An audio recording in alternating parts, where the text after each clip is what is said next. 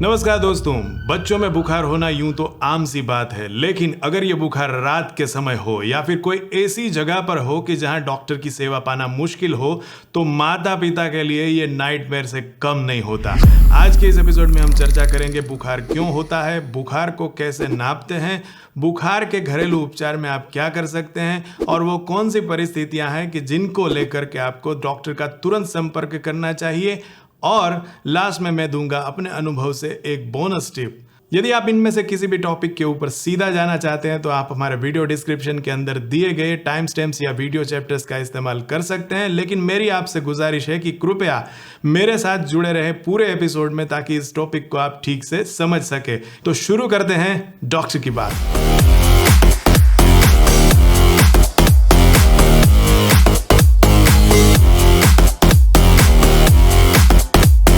सबसे पहला प्रश्न, बुखार क्यों होता है? तो बुखार एक कुदरती प्रक्रिया है। जब भी हमारे शरीर पर किसी वायरस, बैक्टीरिया या प्रजीव का हमला होता है और रोगग्रस्त परिस्थिति बनती है, तो शरीर की प्रतिरक्षा प्रणाली इसका डटकर मुकाबला करने के हेतु शरीर का तापमान बढ़ा देती है। सामान्यतः शरीर का तापमान लगभग 37 डिग्री सेंटीग्रेड यानी कि 98.6 फ़ारेनहाइट होता है। इसमें प्लस या माइनस 0.6 डिग्री सेंटीग्रेड जोड़ दीजिए। प्रैक्टिकल रूप से जब यह 38 डिग्री सेंटीग्रेड या 100.4 डिग्री फ़ारेनहाइट से बढ़ जाता है तो इसे मेडिकल भाषा में बुखार कहते हैं। इस बढ़े तापमान के कई फायदे हैं, जैसे कि हमारे शरीर के रक्षक, हमारे व्हाइट ब्लड सेल्स ज़्यादा अच्छे तरीके से कार्य करते हैं और संक्रमण फैलाने वाले वायरस या बैक्टीरिया को मार गिराते हैं। इसके अलावा बुखार कई बार किसी रोग में शरीर की आंतरिक प्रतिक्रिया के चलते भी आता है, जैसे कि शरीर के किसी भाग में अंदरूनी सूजन हो, जैसे कि जोड़ों की बीमारी, आर्थराइटिस या लीवर की बीमारी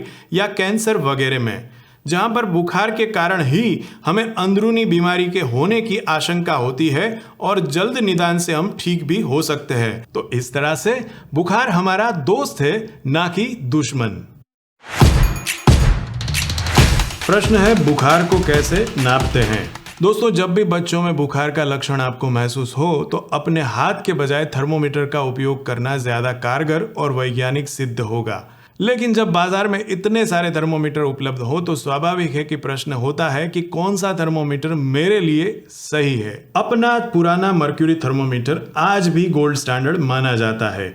वहीं कई परीक्षणों के अंदर सबसे एक्यूरेट टिम्पेनिक थर्मोमीटर को पाया गया है, जबकि सबसे सिंपल है डिजिटल थर्मोमीटर, जो कि सबसे आसानी से प्राप्त, एफोर्डेबल और प्रैक्टिकल है, जो कि किसी भी उम्र के बच्चे में उपयोग में लिया जा सकता है। अब प्रश्न उठता है कि कौन सी जगह से हमें थर्मोमेट्री करनी चाहिए या तापमान लेना चाहिए।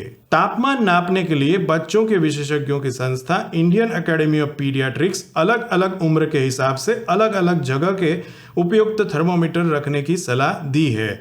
लेकिन 100 बात की एक बात कहे तो डिजिटल थर्मोमीटर को बच्चे की बगल या एक्जिला में रखकर किसी भी उम्र में सरलता से और सुरक्षित रूप से तापमान नाप सकते हैं। अब देखते हैं तापमान नापने की आदर्श टेक्निक। तो इसके लिए सबसे पहले अपने हाथ धोकर क्लीन करें, फिर थर्मोमीटर की टिप को स्पिरिट या सैनिटाइजर से क्लीन करें। बच्चे की बगल या एक्जिला को साफ कपड़े से पोंछें। अब डिजिटल थर्मोमीटर ऑन कर इस तरह से एक्जिला में खड़ा रखें, यानी वर्टिकल रखें, और हाथ को मोड़कर इस तरह की पोजीशन बनाएं। जैसे ही 2 से 3 मिनट के बाद बिप की आवाज सुनाई दे तो कृपया थर्मोमीटर निकाल लें। अब थर्मोमीटर की रीडिंग को नोट कर लें ताकि आप भूल न जाएं। वापस थर्मोमीटर की टिप क्लीन करके रख दें और अपने हाथ फिर से धो लें। याद रखें, बच्चे का तापमान एक नियत इंटरवल पर और जब भी बुखार हो तो रिकॉर्ड करते रहना चाहिए। इससे बच्चे का बुखार क्या बढ़ती दिशा में यानी कि असेंडिंग है या कम होने वाली दिशा में यानी डिसेंडिंग है पता चलेगा, और डॉक्टर इससे आपको जरूरी दिशा निर्देश दे पाएंगे। आइए अब जानते हैं कि घर पर ही कैसे बुखार का उपचार किया जा सकता है। सबसे पहले बुखारग्रस्त बच्चे को मौसम के अनुसार थोड़े हल्के एवं कंफर्टेबल कपड़े पहनाएं। दूसरा, उसको घर में ही नल के साफ पानी, जो कि रूम टेम्परेचर पर हो, उससे एक नैपकिन या साफ कपड़े से पूरे बदन पर पोंछा कर दे, यानी कि टेपिड स्पॉन्जिंग कर दे। यह उसको करीब 30 मिनट तक आराम दे सकता है। याद रखें, केवल सर पर पट्टी रखने से उतना ज्यादा फायदा नहीं मिलेगा जितना कि पूरे बदन को पहुंचने पर मिलता है। यदि बच्चा 3 महीने से बड़ा है तो मौसम के हिसाब से सही तापमान वाले पानी से आप उसे नहला भी सकते हैं, जिससे बुखार में काफ़ी राहत महसूस होगी। तीसरा, दवाई कौन सी दें? यहाँ पर हमारे पास 2 विकल्प है, पैरासीटामोल और आइबुप्रोफेन। आमतौर पर पैरासीटामोल बुखार में सबसे ज्यादा सलामत एवं कम नुकसानदेह दवा के रूप में डॉक्टरों की पहली पसंद रही है। जल्दी बुखार कम करने की कोशिश में कभी भी निमेसुलाइड अथवा एस्पिरिन जैसी दवाइयों का इस्तेमाल बिल्कुल ना करें, इसके गंभीर परिणाम हो सकते हैं। आप अपने डॉक्टर की सलाह के अनुसार पैरासीटामोल या आइबुप्रोफेन दवाई का प्रयोग बच्चे के उम्र और वजन के हिसाब से कर सकते हैं, किंतु यहाँ पर 2 बातों का खास ख्याल रखना चाहिए। पहला, दोनों दवाइयाँ सस्पेंशन फॉर्म में उपलब्ध है, यानी कि बोतल अगर पड़ी हुई है तो दवाई के पार्टिकल्स सिरप के बेस से नीचे बैठ जाते हैं। इसलिए जब भी इसका इस्तेमाल करना हो तो पहले बोतल को ठीक से हिला देना बहुत जरूरी है। दूसरा, दोनों दवाई लेने के बाद उनका असर शुरू होने में और बुखार कम होने की शुरुआत होने में कम से कम 30 से 45 मिनट का समय लग सकता है, तो तब तक अपना धैर्य बनाए रखें और यदि हो सके तो गीले नैपकिन से टैपिड स्पॉन्जिंग जारी रखें। चौथा, बुखार में बच्चे के शरीर में पानी की कमी हो जाती है, तो ऐसे में माता पिता को चाहिए कि यदि बच्चा 6 महीने से कम उम्र का है तो माँ स्तनपान जारी रखे एवं बार बार स्तनपान करवाती रहे। 6 महीने से ऊपर के उम्र के बच्चे के अंदर पानी के साथ साथ आप घरेलू तरल पदार्थ जैसे कि ORS, नारियल पानी, पतली छाछ आदि दे सकते हैं। पांचवा, बुखार में बच्चे के शरीर को शक्ति एवं पोषण दोनों की ज्यादा आवश्यकता रहती है, तो पेरेंट्स को चाहिए कि वह बच्चे को एक समतोल एवं पोषणक्षम आहार जो भी बच्चा पसंद करे एवं जितना भी ले सके देते रहें।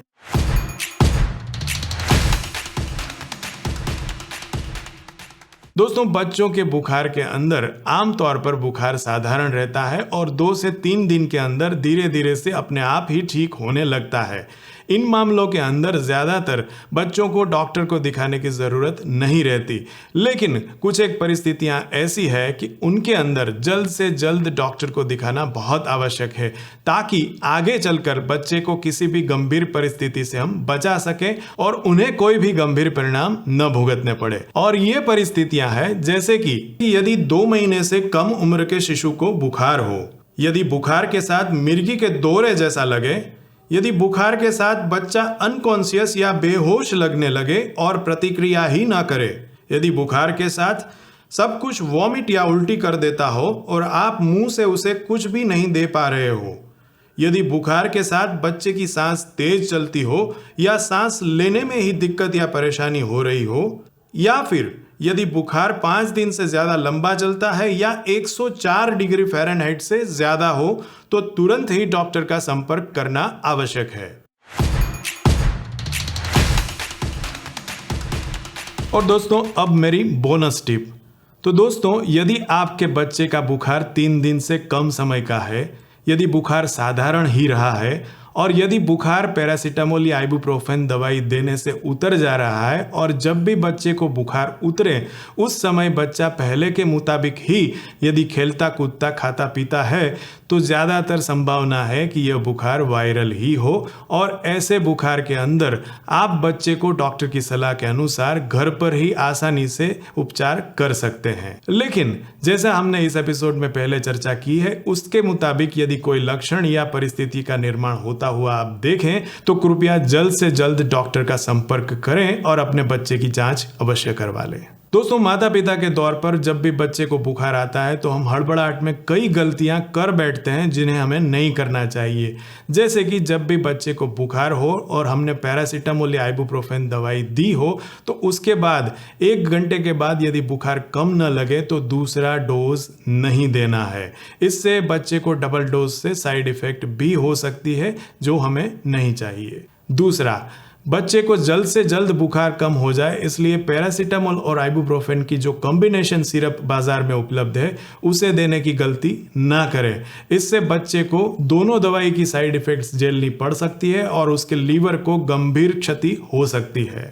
तीसरा, बच्चे का बुखार जल्द से जल्द ठीक हो जाए, इसलिए केमिस्ट की दुकान से एंटीबायोटिक खरीद कर बच्चे को ना दे, क्योंकि इससे बच्चे को एंटीबायोटिक की साइड इफेक्ट्स तो झेलनी ही पड़ेगी, लेकिन एंटीबायोटिक्स के खिलाफ जो बैक्टीरिया रेजिस्टेंस पैदा करेंगे उससे पूरी दुनिया धीरे धीरे से तबाह हो जाएगी। चौथा, दोस्तों माता पिता के दौर पर कई बार हमें ऐसा लगता है कि बच्चे को इस बार जो बुखार के लक्षण है वो उसे भूतकाल में हुए बुखार के लक्षण के बराबर ही है, इसलिए कई बार हम गलती में ही डॉक्टर का पुराना प्रिस्क्रिप्शन फिर से इस्तेमाल में लेते हैं और वही सब दवाइयां बच्चे को दे देते हैं। लेकिन बुखार की हर एक परिस्थिति अलग होती है और बच्चे को कई अलग अलग बीमारियों में भी एक सा ही लक्षण दिखाई दे, माता पिता के तौर पर अपने को ऐसा हो सकता है। इसलिए कृपया करके पहले ही दिए गए किसी भी डॉक्टर के प्रिस्क्रिप्शन को फिर से इस बार लागू ना करें। आशा करता हूं कि इन सारी जानकारी का उपयोग करके